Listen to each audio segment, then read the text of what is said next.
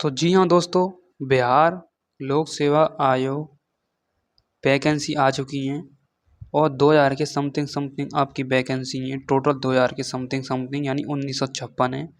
तो 2000 के समथिंग ही मान के चलो। बिहार लोक सेवा आयोग बीपीएससी तो एकीकृत 17वीं संयुक्त प्रारंभिक प्रतियोगी परीक्षा है आपकी। मैं इसमें कुछ शॉर्ट्स आपके लिए डिटेल बताऊंगा, ध्यान से देखते जाना। सारणी फर्स्ट में 70वीं संयुक्त प्रतियोगी परीक्षा से संबंधित सबसे फर्स्ट हम बात करेंगे विभाग या पद एवं अन्य संवर्ग के नाम, उसके बाद वेतन नाम, उसके बाद आरक्षण कोटिवार रिक्तियाँ, ठीक है। उसके बाद कुल पद कितने हैं इनके लिए, कुल पद। उसके बाद न्यूनतम उम्र कितनी है, दिव्यांगों के लिए कितनी है। उसके बाद स्वतंत्र सेनानी के पोता पोती नाती, इनके लिए मतलब कितने वैकेंसी डिवाइड की गई हैं, कुल पद कितने आए, कुल कितने नहीं आए, उनकी हम बात करेंगे, ध्यान से देखते जाना। सबसे फर्स्ट हम बात करें, ये आपके विभाग या संवर्ग के नेम है, इनको आप देख लेना, एक बार रीड कर लेना। ये वेतन के नेम है, लेवल 9th में कितना वेतन मिलेगा, कितना नहीं मिलेगा, ठीक है। उसके बाद हम बात करें कुल पद, इसमें कितने हैं, 200 हैं, कितने हैं, 200 हैं। और इसमें कितनी है, 22 उम्र है, ठीक है, फर्स्ट में, ठीक है।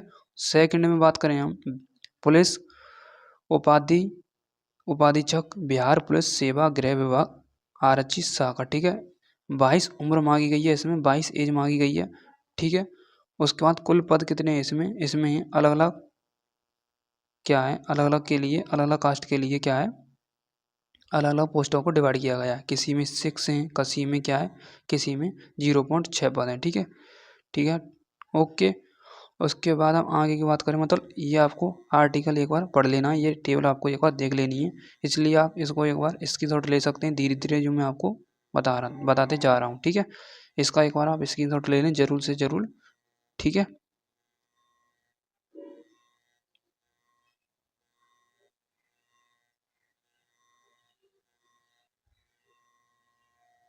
ओके, नेक्स्ट आगे की तरफ हम बढ़े आगे की तरफ। तो देखो आगे की तरफ हम चलते हैं, एक मिनट।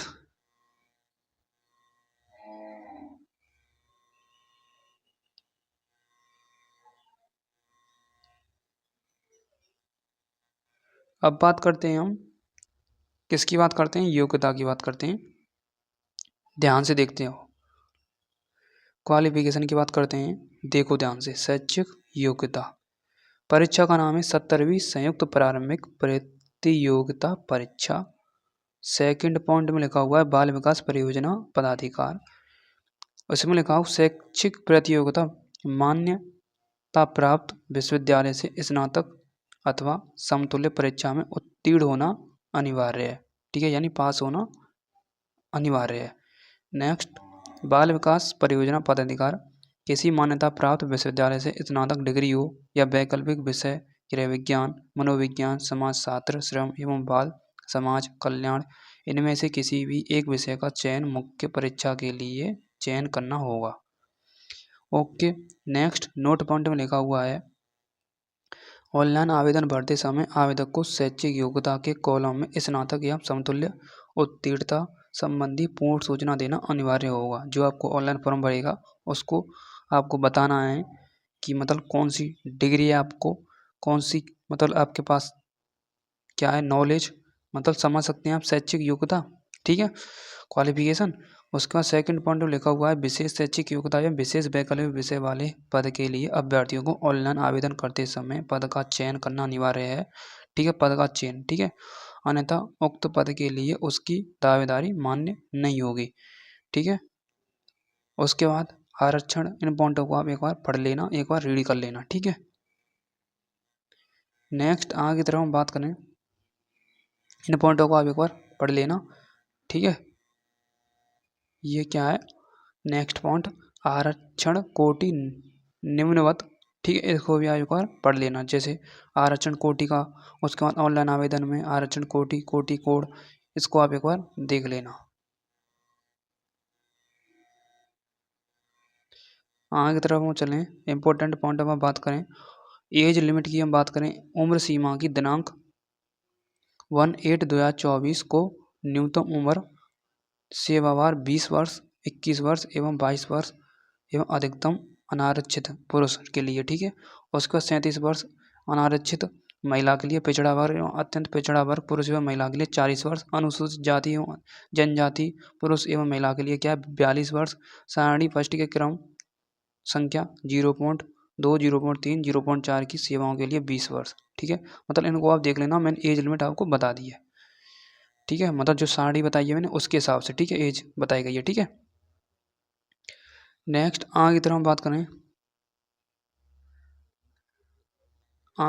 करें, आयोग द्वारा मैट्रिकुलेशन का समतुल्य प्रमाण पत्र में अंकित उम्मीदवार की जन्मतिथि मान्य की जाएगी, ठीक है।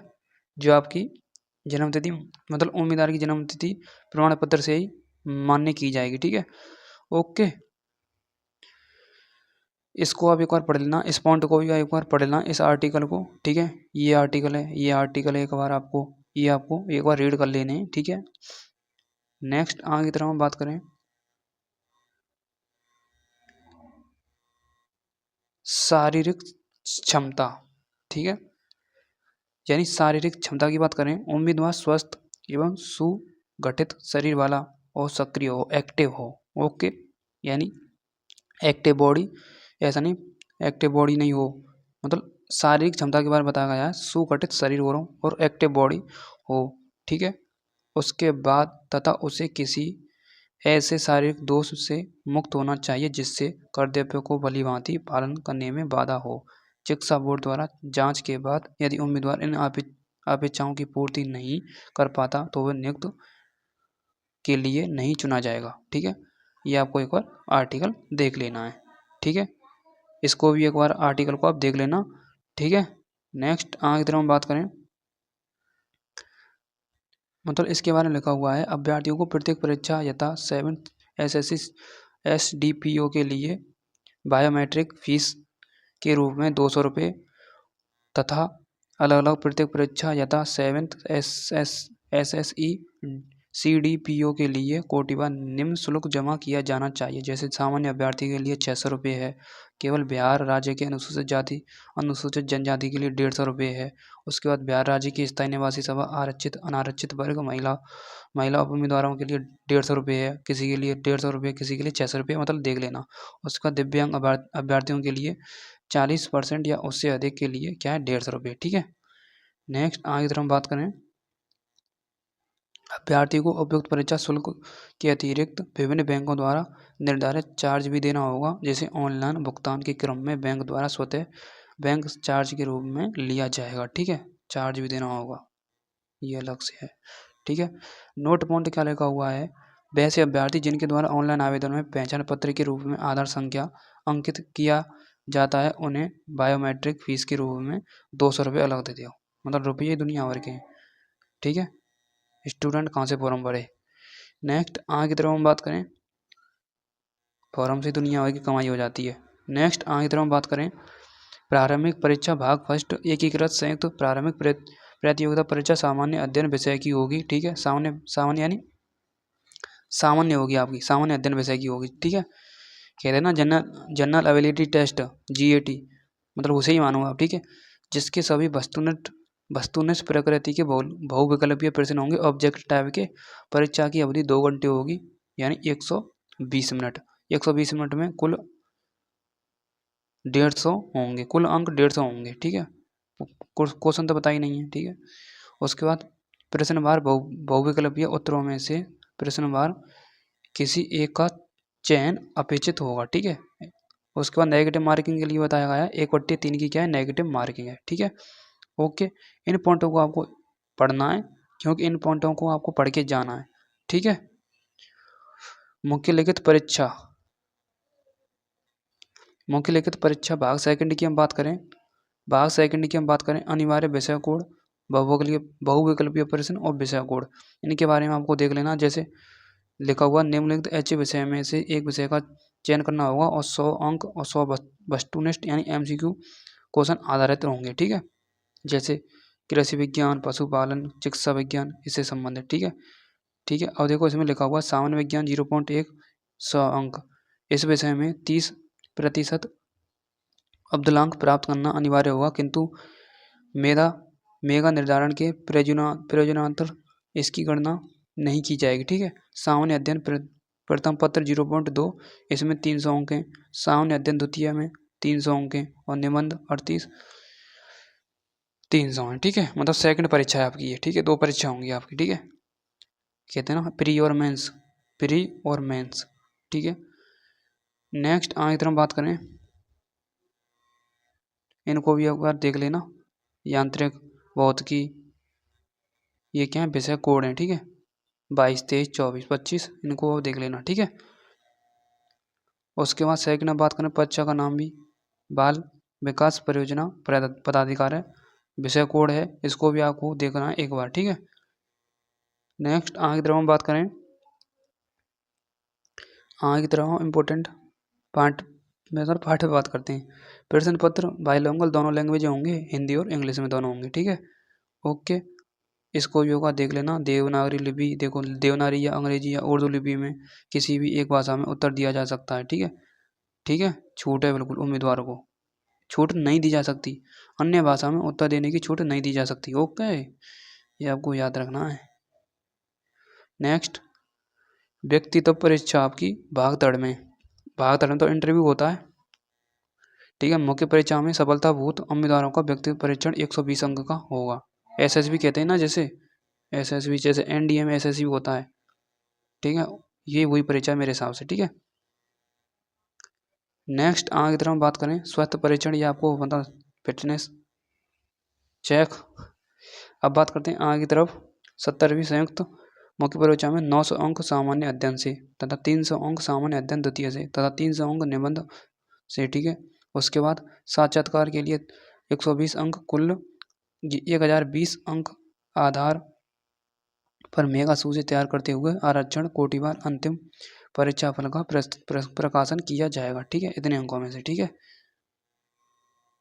ये भी आपको एक बार देख लेना है, पॉइंट आपको एक बार देख लेने हैं। ठीक है, उसके बाद ऑनलाइन फॉर्म तिथि आपकी क्या है, 28 है, लास्ट आपकी 18 अक्टूबर है, 28 सितंबर से भरे जा रहे हैं। ठीक है, नेक्स्ट लिखा हुआ है, ऑनलाइन आवेदन भरते समय अभ्यर्थियों को सभी संबंधित प्रमाण पत्र कागजात को पीडीएफ फॉर्मेट में निर्धारित स्थान पर अपलोड करना आवश्यक है, ये भी आपको ध्यान रखना है। ठीक है, नेक्स्ट, अभ्यर्थी द्वारा ऑनलाइन आवेदन में भरे गए शैक्षणिक योग्यता आरक्षण संबंधी दावों को सत्य मानते हुए परीक्षा आयोजित करने की कार्रवाई की जाएगी। ऑनलाइन आवेदन में अपलोड किए गए प्रमाण पत्रों की जांच नियुक्ति और प्राधिकार द्वारा किया जाएगा। ठीक है, ये आपकी वेबसाइट से, इसी से आपको अपना फॉर्म भरना है। ये आपके निर्देश हैं कुछ, इसे देख लेना। अभ्यर्थी के पास वैलिड एवं वर्किंग ईमेल आईडी होनी चाहिए, मोबाइल नंबर। ठीक है, ये होना चाहिए। उसके बाद आयोग की ऑफिशियल वेबसाइट पर फॉर्म भरना है आपको। ठीक है, उसके बाद लिखा हुआ है, एप्लीकेशन फॉर्म में अपलोड किए गए सभी वंचित प्रमाण पत्र दस्तावेज का मतलब 100 KB का साइज होना चाहिए। ठीक है, उसके बाद सिस्टम, डैशबोर्ड, लैपटॉप ETC में भरे सिस्टम, लैपटॉप, डेस्कबोर्ड से आवेदन भरे रहें तो उसकी अच्छी क्वालिटी होनी चाहिए। ठीक है, मतलब ये आपको मतलब याद रखना है। ठीक है, और उसके बाद फ़ोटो का साइज भी दे रखा है इसमें, 150 KB का साइज होना चाहिए।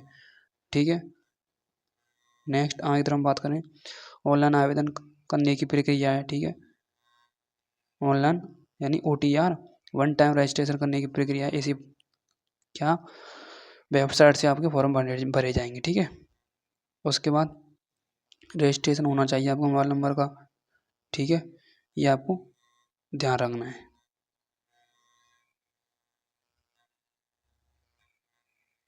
उसके बाद लिखा हुआ है, डाउनलोड फिल एप्लीकेशन फॉर्म, जो आपको फॉर्म भर जाए उसको आपको प्रिंट के रूप में निकलवा लेना है। ठीक है,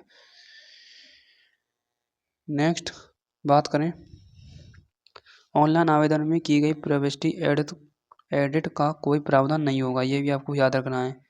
ठीक है, अब आगे की तरफ हम बात करें, ये आपको पॉइंट एक बार रीड कर लेने इन पॉइंटों को। ठीक है, आगे चलते हैं। अब देखो, ये इसमें क्या है, उम्मीदवारों की शारीरिक परीक्षा संबंधी नियमावली यानी सारणी है, इसके बारे में हम बात कर। देखो, 21 वर्ष और उससे अधिक के लिए क्या है, बिना जूते की ऊंचाई दे रखी है भाई साहब। उसके बाद पूरी सांस छोड़ने के बाद छाती की माप ये है। उसके बाद पूरी सांस लेने के बाद छाती की माप ये होनी चाहिए। ठीक है, ये आपको कंडीशन फॉलो करनी होंगी। ये मेडिकल की चीज़ें सब आपको एक बार देख लेनी है। ठीक है, इन पॉइंटों को आप एक बार देख लेना। ठीक है, जैसे वजन के बारे में लिखा हुआ है, दृष्टि शक्ति के बारे में लिखा हुआ है। ठीक है, ठीक है, देख जैसे दृष्टि तीक्ष्णता यानी तेज होनी चाहिए आपकी। ठीक है, इसके बारे में लिखा हुआ है। ठीक है, जैसे चश्मा रहित दूरदृष्टि दोष के लिए अच्छी आंख इतने की होनी चाहिए, मतलब ये साइज दे रखा है आंखों का। ठीक है, इसको भी एक बार देख लेना। ठीक है,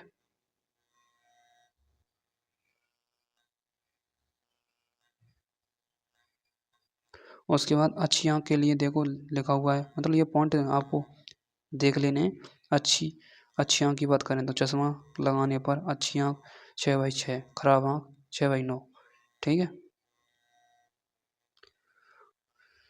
उसके बाद उम्मीदवार अपने दोनों कानों से अच्छी तरह सुन लेता है तो उसे कान का कोई रोग नहीं है। उम्मीदवार परीक्षक में पीठ करके 10 फीट दूरी पर सामने से थोड़ी ऊंची आवाज़ बोलने पर सुन ले तो उसे समझा जाएगा, तो उसे योग्य समझा जाएगा। क्या क्या मतलब अलग अलग ये कंडीशन। ठीक है, उसकी बोली में अगलाट नहीं होना चाहिए, मतलब ये आपको देख लेने एक बार पॉइंट। ठीक है, इसे सभी पॉइंट आपको देख लेने होने चाहिए। और चर्म रोग भी नहीं होना चाहिए, मतलब क्या क्या रोग हैं। ठीक है, तो यहाँ पर होती है आपकी पूरी फॉर्मेशन। मेरा तो इन्फॉर्मेशन जानकारी मैंने दे दी है, शेयर कर दी है। वीडियो कैसी लगी मुझे कमेंट में आप जरूर बताना। Thank you.